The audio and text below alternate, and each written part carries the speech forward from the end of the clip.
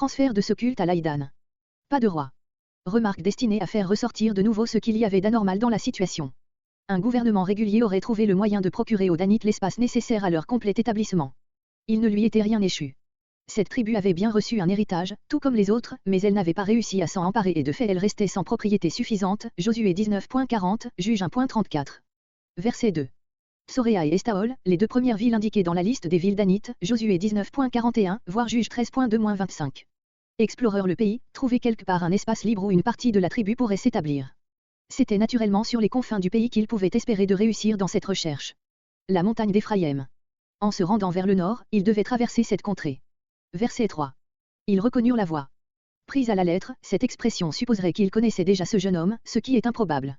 On a expliqué, entendirent sa voix, lorsqu'ils célébraient le culte. Mais le terme reconnurent ne convient pas à ce sens. Il est donc probable qu'il faut expliquer ce mot sa voix dans ce sens, ils entendirent parler de lui. Qu'as-tu ici? Quel est ton salaire? Verset 5. Cette consultation eut lieu par le moyen de l'éphod. Verset 6. Sous les yeux de l'Éternel, littéralement, devant lui, bien connu et par conséquent approuvé de lui, comparé Proverbe 5.21, Psaume 1.6. Verset 7. Laïs ou l'Eschem, Josué 19.47, près du Liban et d'une des sources du Jourdain, aujourd'hui Nar-les-Dan, sur une colline appelée actuellement Tel El-Kadi, colline du juge, c'est la traduction arabe du nom de Dan qui en hébreu signifie juge, voir Genèse 14.14. À la manière des Sidoniens d'après les lois et les coutumes des Sidoniens, plutôt agriculteurs et commerçants que guerriers. Éloignés des Sidoniens, ne pouvant donc pas recevoir de secours d'eux, en cas d'attaque subite. Laï était peut-être une colonie sidonienne, voire juge 10.12, note. N'avait affaire avec personne, ne vivait sur un pied de contestation et de guerre avec aucun voisin. Verset 9. Contre eux. Il ne les nomme pas, peut-être parce que c'était justement dans cette contrée qu'on les avait envoyés. C'était une grande lâcheté et un manque de foi en l'Éternel que d'attaquer ainsi à l'improviste une tribu paisible, au lieu de conquérir sur les Amoréens le pays qui leur avait été assigné. Verset 10. Dieu l'a livré. Peut-être allusion à l'oracle favorable du Lévite. Verset 11. 600 hommes.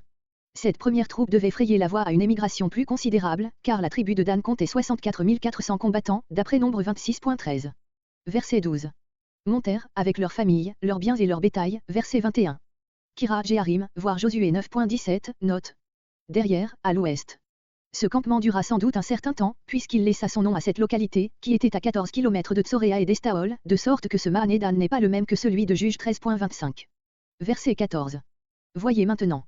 Dans l'éloignement où ils vont se trouver de Silo, il est sage de saisir l'occasion de se procurer un sanctuaire. Verset 15. Ils se dirigèrent. Il s'agit ici des 5 espions qui se sont détachés des 600 Danites. Saluèrent amicalement, littéralement, s'informèrent de son bien-être. Verset 17.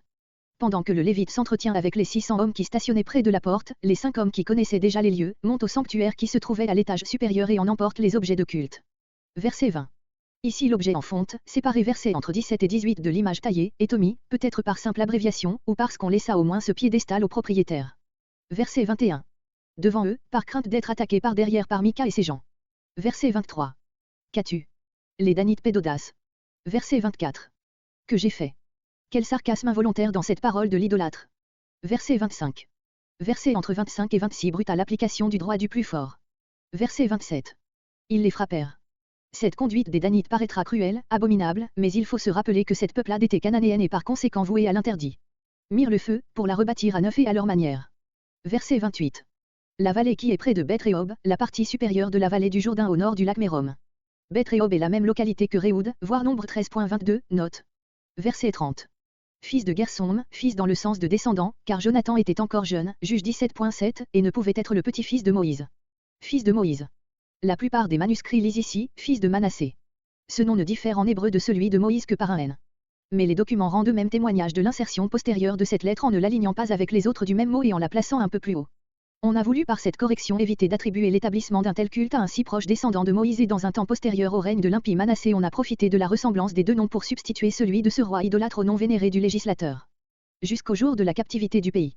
Ce terme, pris dans son sens ordinaire, doit désigner la captivité assyrienne, soit celle dont il est parlé dans 2 Rois 15.29, lorsque Tiglath-Pilésé, 740 avant Jésus-Christ, emmena en Orient la population de ses tribus septentrionales, soit celle dans laquelle Sargon, en 722, transporta en exil la plus grande partie de la population du royaume des 10 tribus. Mais nous avons vu que ce récit ne peut avoir été rédigé que dans les premiers temps de l'époque des rois. On a donc supposé qu'il devait y avoir eu de bonne heure une catastrophe inconnue, dont cette colonie danite avait été la victime. Mais le terme, la captivité du pays, ne peut guère s'appliquer qu'à un événement connu. D'autres explications sont plus improbables encore. Nous pensons que notre verset est une remarque ajoutée, comme annotation et en vue de la lecture publique, après l'exil, ainsi que tant d'autres que nous avons signalés dans le Pentateuque et spécialement dans le Deutéronome. Elle était à l'usage de l'officiant qui faisait la lecture au peuple.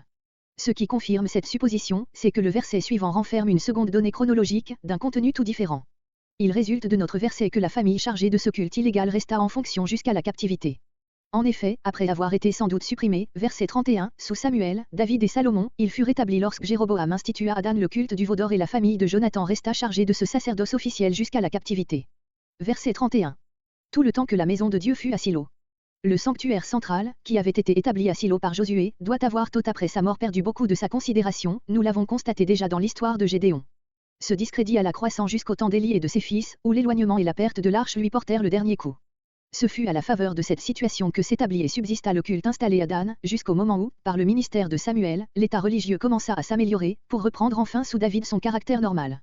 Le culte idolâtre de Dan cessa alors pour un temps et ne reparut que sous la forme nouvelle que lui donna Jéroboam.